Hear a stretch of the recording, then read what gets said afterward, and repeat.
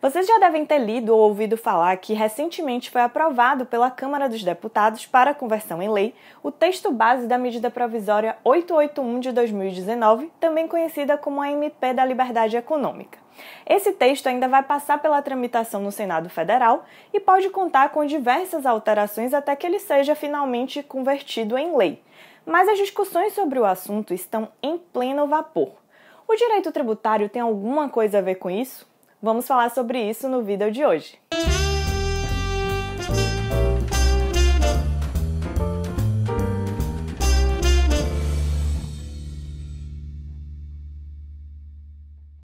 A medida provisória 881 de 2019 pretendeu uma declaração de direitos e liberdade econômica, o estabelecimento de garantias de livre mercado e análise do impacto regulatório, entre outras providências.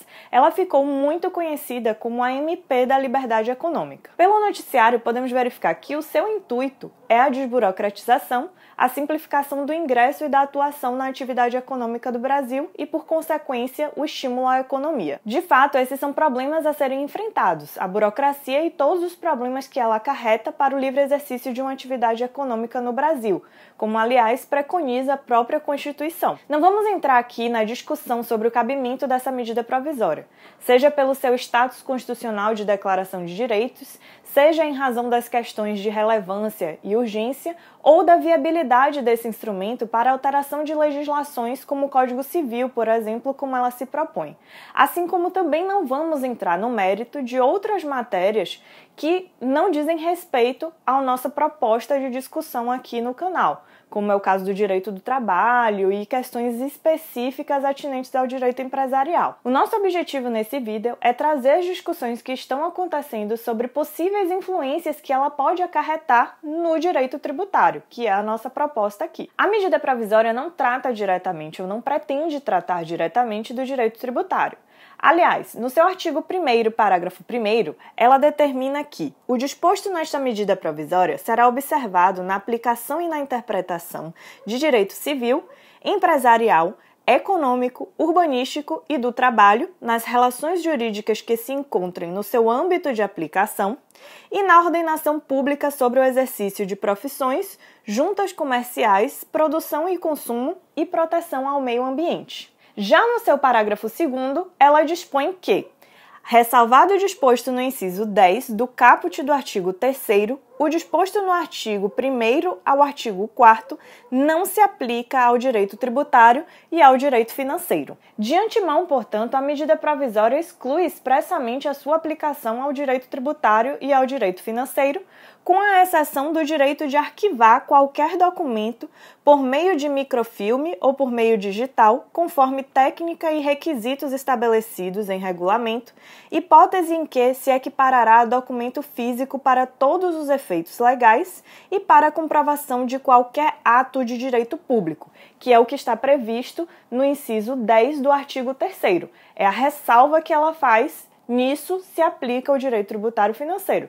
Nas demais disposições do artigo 1º ao 4º, não se aplica a essas disciplinas. No entanto, ela pode influenciar sim, direta ou indiretamente, a nossa disciplina. Em primeiro lugar, porque ela traz parâmetros e princípios para a interpretação de institutos do direito civil e do direito empresarial que podem acarretar consequências tributárias. Segundo, porque ela propõe a alteração de legislações que vão influenciar diretamente na nossa disciplina. Claro que, como a MP a princípio exclui a sua aplicação ao direito tributário, o que temos é muita especulação da doutrina a respeito da sua influência à nossa disciplina, o que vai depender do texto final que for aprovado, que for convertido em lei, e da interpretação que se dará a ele após a sua aprovação, quando ele efetivamente for uma lei. Observem que, apesar de a MP excluir o direito tributário e financeiro da sua aplicação, ela traz a seguinte ressalva.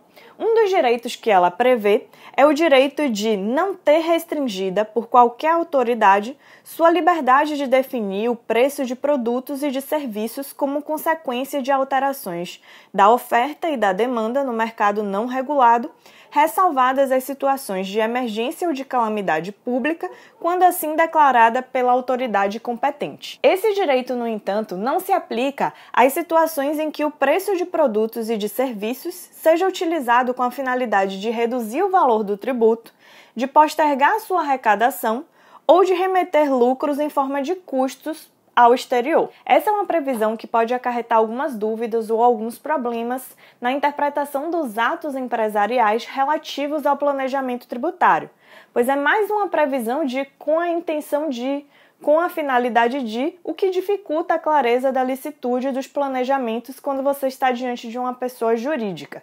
Sem dúvidas, é uma norma em prol da neutralidade fiscal, mas que pode gerar algumas discussões relativas ao planejamento tributário. Uma outra questão que alguns tributaristas estão apontando de possível influência na nossa disciplina da MP da Liberdade Econômica são as alterações propostas em relação à desconsideração da personalidade jurídica. O artigo 7º da MP propõe a alteração do artigo 50 do Código Civil, que trata do assunto. E nessa proposta de alteração, ele propõe que o parágrafo 4º desse artigo tenha a seguinte redação: a mera existência de grupo econômico, sem a presença dos requisitos de que trata o caput, não autoriza a desconsideração da personalidade jurídica. Isso pode nos influenciar em questões relativas a grupos econômicos, afinal elas não estão disciplinadas pelo CTN. Mas atenção! As alterações propostas ao artigo 50 do Código Civil não afetam nossas regras especiais sobre a responsabilidade tributária do administrador da pessoa jurídica, previstas, disciplinadas pelo artigo 135 do CTN. São institutos diferentes e, de qualquer forma, nossas regras são especiais em relação às regras gerais do Código Civil.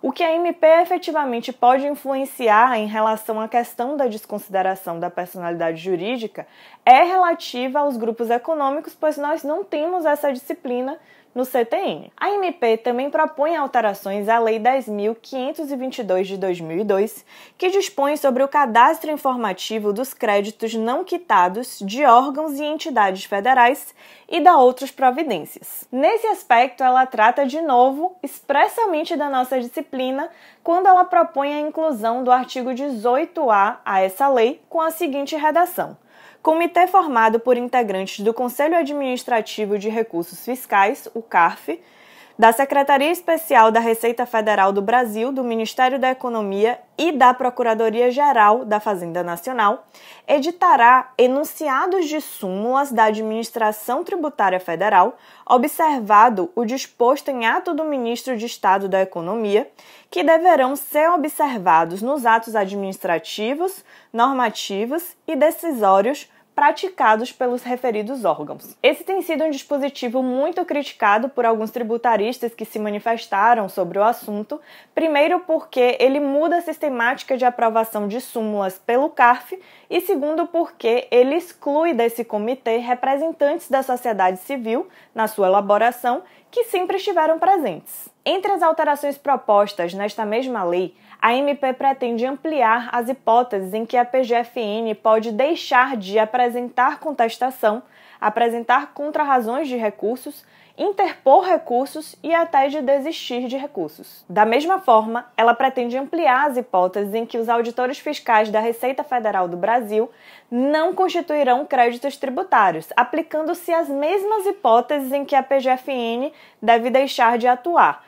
Essas alterações são propostas no artigo 19 e na inclusão do artigo 19A na Lei 10.522. Chama a nossa atenção que a MP também propõe a inclusão do artigo 19C a essa Lei 10.522, dispondo que a Procuradoria-Geral da Fazenda Nacional poderá dispensar a prática de atos processuais, inclusive a desistência de recursos interpostos, quando o benefício patrimonial almejado com o ato não atender aos critérios de racionalidade, de economicidade e de eficiência. Há quem defenda que a inclusão desse dispositivo trata de uma autorização para a PGFN realizar negócios jurídicos processuais dentro de determinados parâmetros que são fixados nos parágrafos desse artigo proposto. Há quem defenda também que, se a MP for convertida em lei, ela influenciará muito nas interpretações sobre o planejamento tributário, na medida em que ela fixa princípios e parâmetros para a interpretação de atos e negócios jurídicos empresariais. Desprezar essa influência seria como compartimentar o direito, como se a interpretação do planejamento tributário não envolvesse a interpretação dos próprios atos e negócios empresariais nele envolvidos, como se não coincidisse, né? Na verdade, a interpretação desses mesmos atos, só que dentro da disciplina da sua consequência tributária, das consequências tributárias que eles acarretam. Então, sem dúvida que a fixação desses princípios, de alguma forma, podem influenciar nas nossas interpretações acerca do planejamento tributário. E o que vocês acham disso? Que outra influência vocês percebem que a MP da Liberdade Econômica pode acarretar na nossa disciplina? Deixe aqui a sua opinião no comentário dos vídeos e não deixem de se inscrever no nosso canal para acompanhar nossas próximas discussões. Um abraço a todos e até a próxima!